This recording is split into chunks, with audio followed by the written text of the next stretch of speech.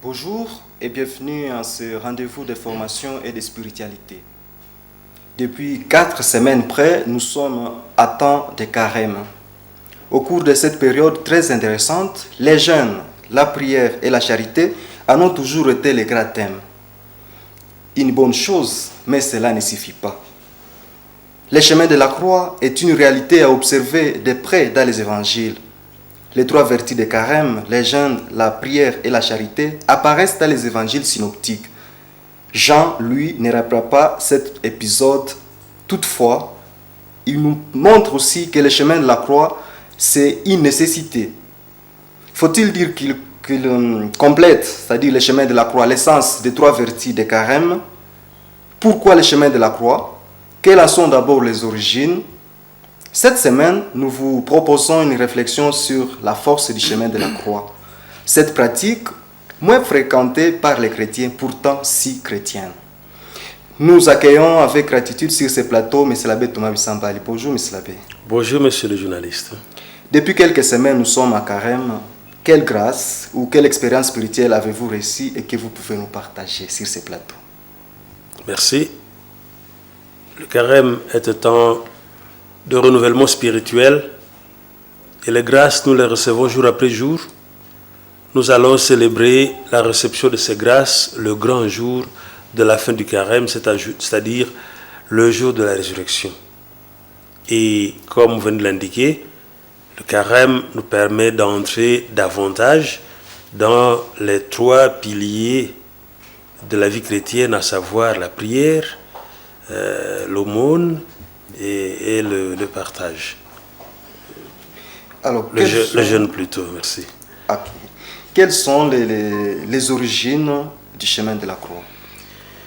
Oui, depuis les origines, au IVe siècle, quand le christianisme quitte les catacombes, comme on dit, quand le christianisme cesse d'être une religion prohibée, quand le christianisme conquiert beaucoup de liberté avec l'empereur Constantin en 313, eh bien, commence déjà une pratique pour les chrétiens d'aller à Jérusalem, d'aller revoir, passer par la trace ou les traces du chemin de la croix, les pas que Jésus a franchis pour avoir ce que nous pouvons appeler le premier chemin de croix. Alors, cette pratique, bien sûr, a existé sans être beaucoup organisée. La pratique commence sérieusement au XIIIe siècle avec saint François d'Assise et les franciscains avec lui après lui, qu'il y ait des stations à Jérusalem d'abord pour de nombreux fidèles qui viennent spécialement à ce temps comme celui-ci pour voir, méditer, réfléchir, avoir l'expérience spirituelle personnelle des traces que le Seigneur a laissées derrière lui quand il a fait son premier chemin de croix. Et la pratique s'est installée jusqu'à aujourd'hui. Bref, elle a commencé de manière sérieuse avec saint François d'Assise et les franciscains au XIVe siècle et elle est là jusqu'à aujourd'hui et elle continuera. Et alors pourquoi les chemins de la croix comptent 14 ou 15 stations, tantôt 14, tantôt 15? Oui, le nombre 14 est le chiffre qu'on a finalement atteint autour du XVIIIe siècle, un peu plus tôt, parce que le nombre n'était pas parfois très exact. Aujourd'hui, nous en avons 15. Le 15e étant la résurrection. Le symbolisme derrière ce chiffre pourrait ne pas être trop important. L'essentiel, c'est que ces stations sont les moments importants que la tradition a laissés, celle que saint François et les franciscains nous ont laissés, les moments importants qui peuvent permettre aux chrétiens de faire la marche personnelle ou collective derrière le Christ. Merci. Vous pouvez nous énumérer les 14 ou les 15 stations, si vous les avez prévues, Parce que peut-être parmi nos téléspectateurs, il y a ceux qui ne les connaissent pas. Oui, merci. Dans la première station, on montre Jésus qui est condamné à mort. Il est condamné à mort par Pilate. Et deuxième station, nous voyons Jésus qui porte sa croix. La troisième station, Jésus tombe pour la première fois. En fait, il est tombé 3 fois selon... Ah oui, nous allons y revenir. Oui, il y reviendra. Il tombe pour la première fois, troisième station. À quatrième station, nous voyons Jésus qui rencontre sa mère. Cinquième station, Simon de Cyrène aide Jésus à porter sa croix. En sixième station, nous voyons une dame, Véronique, comme on l'appelle, qui a pitié de Jésus et essuie le visage de Jésus. Septième station, Jésus tombe pour la deuxième fois. Septième station, plutôt huitième, Jésus console les filles de Jérusalem qui pleurent sur lui. Neuvième station, Jésus tombe pour la troisième fois. Dixième station, Jésus est dépouillé de ses vêtements. Onzième, il est attaché à sa croix. Douzième station, Jésus meurt sur la croix. 13e station, Jésus est descendu de la croix. 14e, il est mis au tombeau. Mais le chemin de la croix serait incomplet si on s'arrêtait au tombeau. Le vrai chemin de la croix finit avec la résurrection. Voilà pourquoi, à la 15e station, qui clôt le tout, qui couronne le tout, Jésus ressuscite des morts. Voilà les 15 stations. Est-ce que Jésus était-il destiné vraiment à passer par le chemin de la croix? Pardon? Jésus était-il vraiment destiné à passer par le chemin de la croix? Si, c'est-à-dire, c'est le chemin que Dieu a voulu. Comme nous le disons à Philippiens 2, il était de condition divine, mais Dieu a voulu et lui a accepté qu'il s'humilie en devenant obéissant jusqu'à la mort, non pas seulement la mort, mais la mort sur la croix. C'était la voie la plus humble que Dieu a choisie pour relever l'homme.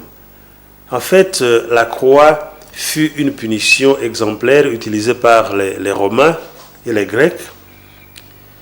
Une punition que les Romains ont utilisée pour essayer de décourager toute personne ou tout groupe de personnes qui voudraient tenter de faire une révolution contre l'oppression ou la colonisation romaine. Rappelez-vous, ici, nous sommes dans un contexte tel que la Judée est occupée par les Romains. Et pour essayer de décourager, d'une manière exemplaire, toute personne qui pourrait tenter une révolution, eh bien, on punissait ces personnes en public. Ou encore, toute autre personne qui essaie de causer un désordre public était punie par la croix. Alors, Dieu choisit cette forme ignominieuse, cette humiliation la plus grande, supposée la plus grande de l'homme, pour sauver l'homme de la détresse. Voilà pourquoi Saint Paul va parler de la croix comme un instrument de scandale pour les païens et de folie pour les juifs, si pas l'inverse. Mais pourquoi nécessairement les chemins de la croix, alors qu'il y avait possibilité à ce que Jésus rencontre la croix même au calvaire, pourvu qu'on puisse juste la sévère. Mais les chemins, c'est quand même très significatif. Très bien. Voyez-vous, après sa condamnation, Jésus doit marcher. Les pas qu'il pose depuis la maison de Pilate où il a été condamné, c'est dans la vallée de la ville, jusqu'au point au calvaire où il doit être condamné. Ce n'est pas un grand chemin, en fait, ce n'est pas beaucoup de kilomètres, ce n'est pas c'est pas une grande distance. Mais le symbolisme de ce chemin, c'est la détermination que Jésus prend pour monter vers le supplice.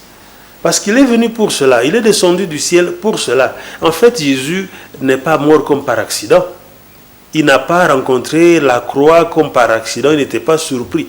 Il savait très bien qu'il allait à Jérusalem et que là-bas il va souffrir, qu'il sera torturé, qu'il sera crucifié. Tout était clair pour lui. C'est la voie que Dieu avait choisie et la voie que lui, Jésus, avait embrassée librement. C'est pour cela que nous appelons cela un chemin nécessaire, parce que c'est Dieu qui l'avait voulu comme cela. Merci. Alors, à la troisième station, Jésus tombe pour la première fois. Et à l'autre, on dira pour la deuxième fois, la troisième fois. Mais pour quelle raison le chemin de la croix, ou le rite du chemin de la croix, signale seulement que Jésus est tombé 3 fois? Est-ce qu'il n'est pas tombé plus que 3 fois? Merci. Je vais faire un petit peu en arrière. Quand Saint François d'Assise institue cette spiritualité, cet exercice spirituel du chemin de croix, c'est entre autres pour essayer de faire vivre aux chrétiens une religion pratique, une religion du visible, une religion qui n'est pas dans l'abstrait. Vous voyez, nous sommes au Moyen-Âge, avec la christologie de Chalcédoine, la théologie était devenue plus ou moins abstraite et la religion était plus ou moins abstraite. Et il fallait pour des gens ordinaires un moyen de vivre, même pour les gens éduqués, un moyen de vivre de manière visible, de manière sensible, les événements qui sont décrits dans les Écritures. Alors, ces événements nous sont présentés de manière vraiment humaine, encore une fois, comme je le dis, pour essayer d'insister sur l'aspect humain de Jésus. Parce que Jésus n'est pas que Dieu, n'est pas que Dieu glorifié dans les cieux, il est aussi humain, il a été aussi homme. Alors, pour vivre cet aspect de son humanité, Saint François et les franciscains nous ont légué cette tradition de célébrer Jésus dans son chemin réel, visible, vécu. Et c'est au cours de ce chemin d'un homme qui a vraiment souffert, non pas d'une manière imaginée, mais réellement, un homme parce que homme qui est capable de tomber. C'est dans ce chemin que nous voyons Jésus tomber aussi, pas seulement une fois, mais vraiment 3 fois, pour marquer la faiblesse physique de ce Jésus qui a pris chair réellement. Voilà. Et une certaine Véronique est sur le visage de Jésus. Ces gestes étaient-ils significatifs dans la culture de Jésus? Certainement. Véronique n'est pas mentionnée dans les Écritures, mais la tradition l'a placée parmi les personnages du chemin de croix comme étant cette personne fidèle qui a su braver la foule, qui a eu pitié de Jésus. Certainement que Véronique, même si on ne le mentionne pas, est ou a été une disciple de Jésus, qui alors ne peut quand même pas accepter que Jésus soit humilié jusqu'au dernier point. Et elle a essayé de sauver la situation, même si bien sûr elle ne pouvait pas changer grand-chose. Alors Véronique ici symbolise la fidélité dans l'amitié de Jésus, la fidélité dans l'amitié de Dieu, une fidélité qui nous amène à braver toute peur, à braver les foules et à se montrer courageux dans l'engagement qu'on a envers Dieu ou envers Jésus. En fait, le nom Véronique signifie étymologiquement le vrai visage. La tradition dit que le voile que Véronique avait donné à Jésus pour essuyer le visage, eh bien, le visage est resté comme une image dans ce voile. C'est une tradition qui n'a rien de biblique, mais elle est vénérable tout de même. Merci. Et l'image de Simon de Cyrène? Ah oui, une image très intéressante. Simon de Cyrène, d'abord, Cyrène, c'est une ville africaine. Cyrène, c'est en Libye. Et Simon serait un étranger qui était à Jérusalem en ce temps. S'il est identifié comme Cyrénéen, cela signifie qu'il était étranger. Alors, j'ose même dire que, ou certains l'ont dit, qu'il était noir. Parce que Cyrène, l'Afrique, la Libye, c'est le pays des Noirs. Et donc, voici ce noir, cet étranger, qui est pris comme par hasard. Il doit s'efforcer, plutôt, il doit aider Jésus à porter la croix. Est-ce qu'il le connaît? Certainement pas. Mais alors, Simon, c'est l'image de cette personne qui est choisie par Dieu de manière, je dirais, miraculeuse, pas miraculeuse, mais d'une manière spéciale, pour essayer de contribuer à l'œuvre que le Christ est en train d'accomplir, même si ce n'est pas grâce à lui que l'œuvre est accomplie, mais c'est la contribution humaine des étrangers, la participation de l'étranger dans l'œuvre de salut. Simon représente aussi le fait que le salut n'est pas seulement pour les Juifs. Même les païens sont concernés et les païens peuvent jouer même un rôle important, celui d'aider Jésus. À propos, beaucoup de maîtres spirituels prennent cet événement comme une occasion de prier à Jésus, de se rappeler qu'un Africain l'a aidé pendant son chemin de croix et qu'à cause de cette aide, que Jésus aussi se souvienne de nous les Africains dans notre chemin de croix. Merci. Donc là, vous serez en train de dire à ceux-là qui disent que les ciels ou le christianisme, c'est pour les hommes blancs et qu'ils se trompent. Non, pas du tout. Le salut, c'est pour tous. Jésus est mort pour tous. Ça, c'est la théologie paulinienne, lucanienne. Même si en Marc et en Matthieu, on parle de la multitude, c'est-à-dire de nombreuses personnes, qui ne sont pas nécessairement tous, peu importe, dans tous les cas, que ce soit de nombreuses personnes, des foules, multitudes, ou que ce soit tous, les Noirs sont parmi ceux-là. Le salut n'est pas sélectif, le salut appartient à tous. Et nous avec, nous sommes déjà, n'est-ce pas, embarqués par le mystère du salut. Alors Jésus n'est pas seul sur les chemins de la croix, il est avec d'autres femmes. Quel rôle jouent ces femmes-là? Les femmes de Jérusalem symbolisent la compassion humaine. Jésus est l'innocent. L'innocent que les gens, pas tous, bien sûr les autorités l'ont fait crucifier, eux-mêmes savent qu'il est innocent, mais à cause de l'endurcissement de leur cœur, ils s'obstiennent à le faire crucifier. Mais les femmes, si, prises dans leur émotion, savent reconnaître en Jésus l'innocent. Et pour cela, elles pleurent sur lui. Mais, vous voyez son intervention, au moins selon la station, c'est la 6e, je crois, il leur demande de ne pas pleurer sur lui, mais de pleurer sur elles-mêmes et leurs enfants. Une manière de leur dire, regardez l'humanité, ayez compassion pour l'humanité pour laquelle je meurs, que vos larmes coulent, non pas pour moi, mais pour vos frères et sœurs. Et c'est la mission qui nous donne déjà par là. Que pendant le chemin de croix, nous puissions non seulement regarder ce Jésus qui souffre, lui a déjà réalisé sa mission, il nous faut être capable de regarder l'humanité qui souffre derrière Jésus. Parce qu'on dirait que l'humanité est en train de porter une grande croix derrière Jésus. Et il faut qu'avec Jésus, elle puisse arriver jusqu'à la fin et que comme Jésus, elle puisse ressusciter. C'est la mission de l'humanité. Mourir avec Jésus et ressusciter avec lui. Au début de l'émission, M. l'abbé, vous disiez qu'on ne peut pas parler du chemin de la croix sans parler de la résurrection, que le chemin de la croix serait incomplet. Comment comprendre le chemin de la croix dans ce sens-là, alors que les chemins, si nous pouvons réfléchir d'une manière simple, les chemins s'arrêteraient au dépouillement de Jésus? Bien. Voyez, le chemin de croix n'est pas vraiment cette distance physique que Jésus a marché depuis la maison de Pilate jusqu'à l'endroit où il est mort, à Golgotha.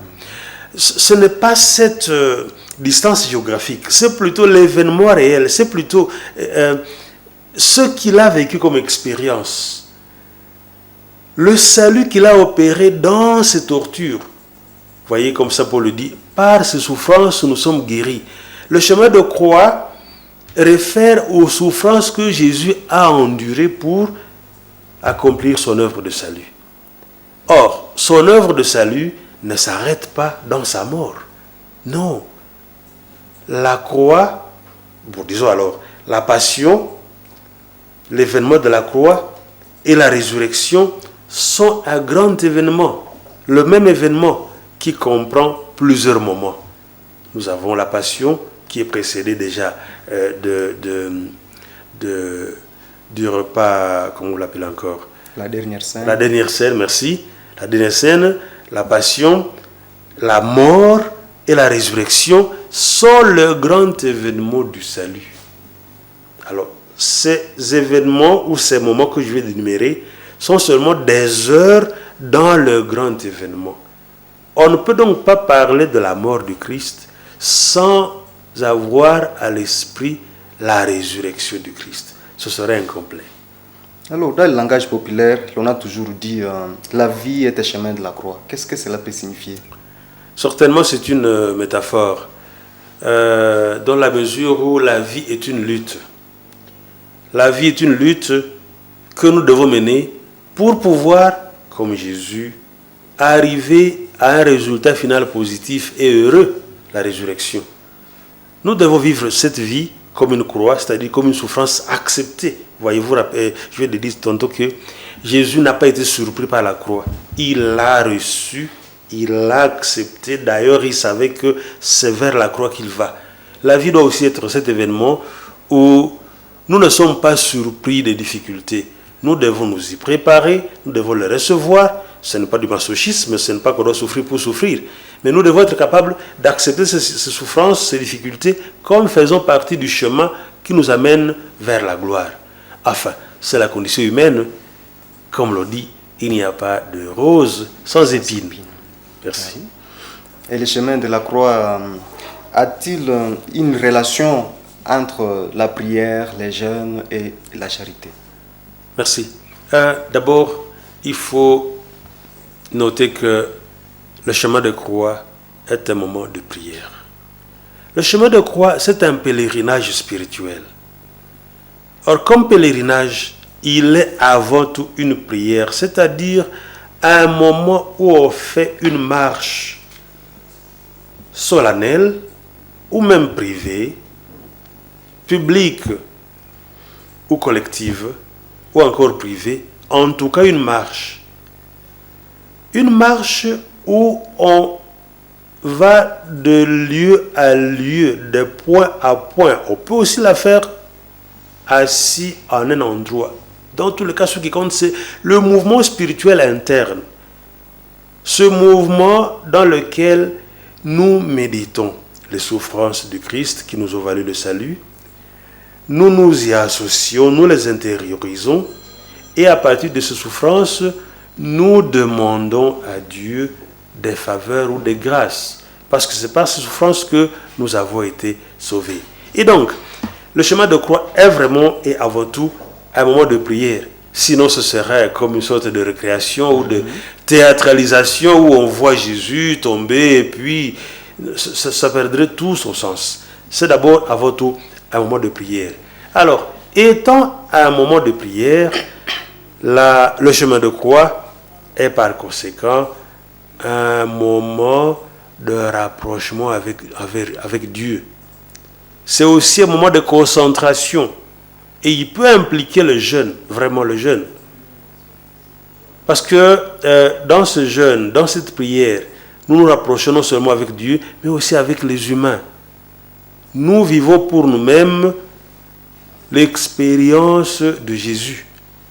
Et c'est vraiment un moment de jeûne, alors de privation, bien sûr, et en cela, il se rapproche des attitudes ou des vertus de carême, à savoir la prière, l'aumône et le jeûne. Alors, M. l'abbé, quelle serait la force du chemin de la croix? Bien, le chemin de la croix, bien sûr, doit pas être vu comme une activité magique dans laquelle on reçoit immédiatement les grâces que l'on veut ou bien les choses que l'on demande à Dieu. Parce qu'il y a aussi ce danger-là de vouloir lier la prière à une sorte de magie où on demande à Dieu de nous donner parce que nous avons mérité de faire ceci, de marcher longuement sur la route, nous avons enduré le jour et en récompense, nous aurons ceci. Dieu n'est pas un commerçant où nous donnons et il répond pour nous donner. Non. Les grâces du chemin de la croix viennent tout simplement de l'événement même que le chemin commémore, c'est-à-dire les souffrances et la mort du Christ, bien sûr aussi la résurrection du Christ.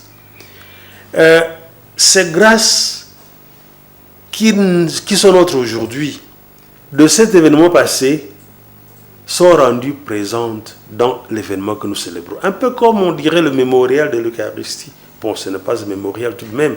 Mais les grâces ou la puissance, la force du chemin de croix vient de la mort même et de la résurrection de Christ à l'origine. Non pas de manière magique, mais comme Dieu le veut. Voilà. Alors, merci beaucoup, M. l'abbé. Nous sommes presque vers la fin de notre émission. Et nous vous avons proposé quelques questions et vous allez choisir un numéro entre 1 et 10. Je vous en prie. Quel numéro? 2. Qu'est-ce qui vous rend heureux dans votre vie chrétienne? La prière. Dans la prière, je sais me ressourcer, je sais me recadrer, je sais me rapprocher de Dieu et je sais aussi me rapprocher de moi-même et je sais évaluer la relation que j'ai avec mes frères et sœurs humains. Je crois que c'est le moment le plus heureux de tout chrétien. Ce rapprochement avec Dieu, un Dieu qu'on ne voit pas bien sûr, mais Dieu auquel on croit. Pour moi, c'est vraiment le plus heureux. Et deuxième numéro? 5. Avec quel objet voulez-vous aller au ciel? La guitare. Pourquoi? Pour chanter, jouer pour Dieu. Parce que j'aime la guitare, je l'aime tellement. Je sais qu'il n'y a pas de guitare au ciel parce qu'on n'en a pas besoin. Mais si Dieu le permettait, j'irai avec ma guitare. Et dernier numéro? 8. Qu'aimeriez-vous qu'on vous souhaite? Une bonne fête de Pâques. Ah oui, bonne Bientôt. fête de Pâques. Merci. Ah oui. Je vous en prie. Alors, M. l'abbé, une dernière exhortation aux téléspectateurs. Oui, le chemin de croix dont nous venons de parler est vraiment une activité spirituelle de grande valeur. Dans certains pays, on célèbre cet événement avec beaucoup de pompe, parfois on théâtralise, certaines personnes se font même crucifier réellement, on les frappe, elles saignent, on les crucifie, et après on les amène à l'hôpital pour les soins. Bon, Dieu ne demande peut-être pas ça, mais nous devons pouvoir vraiment souscrire à cette activité spirituelle dans laquelle nous pouvons recevoir beaucoup de grâce, surtout nous qui vivons dans ce pays de larmes, dans cette partie du pays où nous sommes vraiment en train de marcher portant nos croix, que nous puissions porter ces croix avec l'espérance de ressusciter avec et comme Jésus-Christ. Voilà, merci. Oui. Merci beaucoup, M. l'abbé Thomas. Je vous en prie. Merci infiniment, chers téléspectateurs de la Moto TV, de notre émission La Joie des Chrétiens, de nous avoir suivis. Merci beaucoup pour votre fidélité. Merci aussi aux réalisateurs de cette émission, à l'équipe de la Moto TV. Franchement, merci beaucoup et nous vous souhaitons déjà une bonne fête de Pâques.